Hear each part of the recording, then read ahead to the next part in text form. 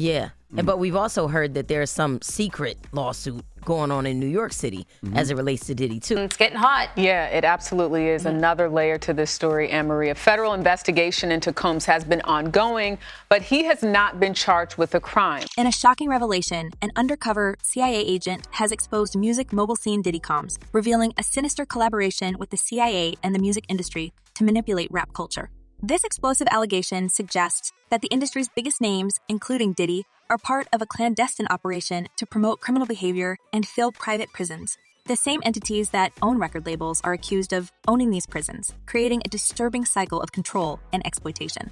As if Diddy's legal troubles weren't already mounting, this revelation ties him to a deeper, more insidious plot involving federal authorities. Accusations against Diddy could soon lead to testimonies before a federal grand jury in New York City. And we are getting word that that these accusers could soon testify in front of a grand jury in New York, and that one accuser is from Detroit. These potential testimonies, coming from individuals who have filed civil lawsuits against him, may provide the evidence needed to charge him with serious crimes. This grand jury investigation marks a critical phase in the Fed's ongoing scrutiny of the Bad Boy Records founder. Diddy's public image has already been tarnished by numerous allegations of assault and misconduct. Former girlfriend Cassie Ventura's lawsuit, which included harrowing details of abuse, was settled swiftly, but a surveillance video showing Diddy beating Cassie further damaged his reputation. We saw in that video totally eviscerated his credibility. Other accusers, including Liza Gardner and Joey Dickerson Deal, have come forward with their own disturbing accounts, adding to the mounting legal pressures Diddy faces.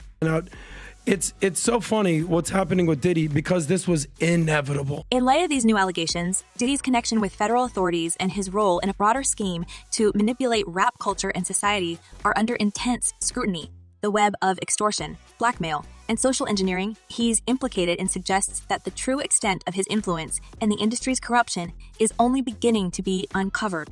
This revelation is further compounded by chilling accounts from industry insiders like Ice Cube, who assert that powerful figures like Diddy exploit young talent to perpetuate their control and fill private prisons. I'm talking about the club of gatekeepers that we all got to deal with. Ice Cube has been vocal about the sinister underpinnings of the music industry, particularly targeting its impact on young artists. During his recent appearance on Bill Maher's Club Random podcast, Ice Cube revealed that industry gatekeepers manipulate narratives to push a criminal agenda. He alluded to the alarming practices of record labels, suggesting they purposefully promote music that glorifies criminal behavior, thereby funneling vulnerable youth into the prison system. Literally the same people who own the labels own private prison. Follow the money, Ice Cube urged, implying a direct connection between the entities that control the music industry and those profiting from the private prison system.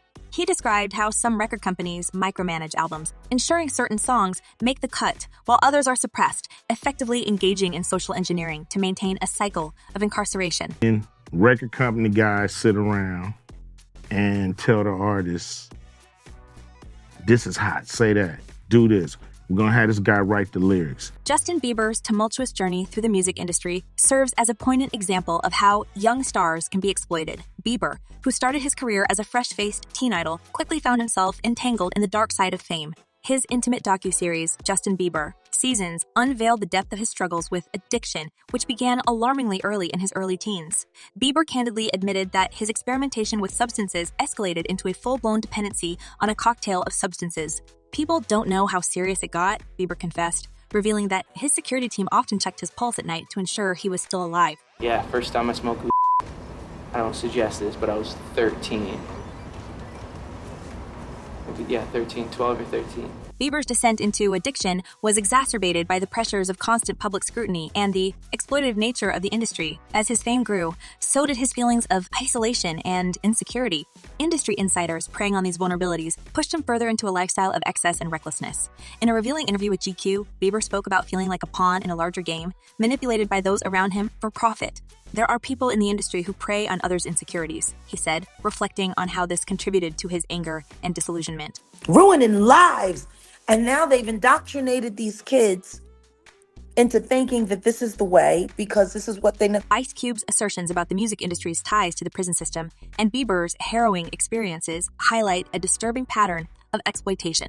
These young artists, often thrust into the limelight without adequate support, become victims of a system designed to profit from their downfall. The industry not only benefits from their music, but also from the chaos it creates in their lives, leading to legal troubles and, in many cases, incarceration. And record company guys sit around and tell the artists, this is hot, say that, do this. We're gonna have this guy write the lyrics. This cycle of exploitation extends beyond individual artists to the broader rap culture. The deliberate promotion of violent and criminal imagery in rap music serves a dual purpose. It sells records and fills prison cells. Ice Cube's comments on the manipulation of musical content align with long-standing rumors about a secret meeting in the early 90s, where industry decision-makers allegedly conspired to use rap music to boost prison profits. While the veracity of this meeting remains unconfirmed, the patterns observed in the industry lend credence to such theories. As more artists and insiders speak out, the true scale of the industry's corruption becomes increasingly apparent. Diddy's alleged involvement in these schemes, coupled with his mounting legal troubles, paints a grim picture of an industry rife with manipulation and greed. The public's fascination with celebrity scandals only fuels this cycle, creating an environment where artists are both idolized and destroyed by the very system that elevates them.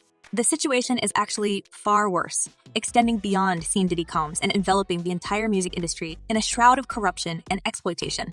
Whispers of the Illuminati, secret societies, and sinister gatekeepers controlling the careers of artists have long haunted the corridors of fame. Ice Cube, never one to shy away from controversial topics, has been particularly vocal about these hidden forces. I don't think Ice Cube knows who the puppeteers are. He understands that there are puppeteers, and he can tell from his own experience both. In his recent appearance on The Breakfast Club, Ice Cube didn't mince words, suggesting that powerful unseen hands are at play in the industry. I think they're all around, he stated, aligning with the pervasive belief in the Illuminati's influence. Probably so, he added, when Charlemagne the God mentioned the Illuminati directly, fueling speculation that these shadowy figures are more than mere myth. One's recent revelations add another layer of horror to this already grim picture. In a candid interview, D described being offered record deals in exchange for participating in homosexual acts. But in this perverted, sick, twisted industry, these gatekeepers do hold access to certain levels, you know? Such claims, while shocking, are not isolated. The pressure on artists to conform to degrading demands underscores a culture of coercion and exploitation that permeates every level of the music business. One's stance against these gatekeepers reflects a broader struggle for integrity in an industry rife with moral compromise. The allegations surrounding Diddy's relationship with Justin Bieber have resurfaced, casting a dark shadow over the pop star's early years. An old video showing Diddy and a young Bieber, with Diddy boasting about having 48 hours with the teenage star, has reignited fears of grooming and manipulation. You ain't been calling me and hanging out the way we used to hang out. Well, I mean, you try to get in contact with me, through all my, partners. The unsettling nature of the video, coupled with Diddy's casual reference to having had similar guardianship over a young Usher, paints a disturbing picture of how young talent is handled behind the scenes. Bieber's own admissions of feeling like a pawn, manipulated by those around him, lend credence to these fears. The exploitation of his vulnerabilities leading to his descent into addiction highlights the predatory nature of the industry. It was just an escape for me. I was just young, like everybody in the industry and people in the world who experiment and do. The specter of the Illuminati looms large over these narratives. Ice Cube's belief in the existence of such gatekeepers, coupled with one's first-hand accounts and the resurfacing of incriminating videos, suggests a coordinated effort to control and exploit artists for profit. The allegations of misconduct, manipulation, and coercion point to a deeply entrenched system designed to benefit a select few at the expense of many. The industry's darker side extends into its very foundations, with long-standing rumors about secret meetings and conspiracies, adding fuel to the fire. The Illuminati, as posited by many, represents a nebulous but ever-present threat, pulling the strings and ensuring that artists remain under control. Whether through coercion, exploitation, or outright manipulation, the stories emerging from the likes of Diddy, Bieber, and others reveal a pattern of abuse that is systemic and pervasive. Gatekeepers in the music industry.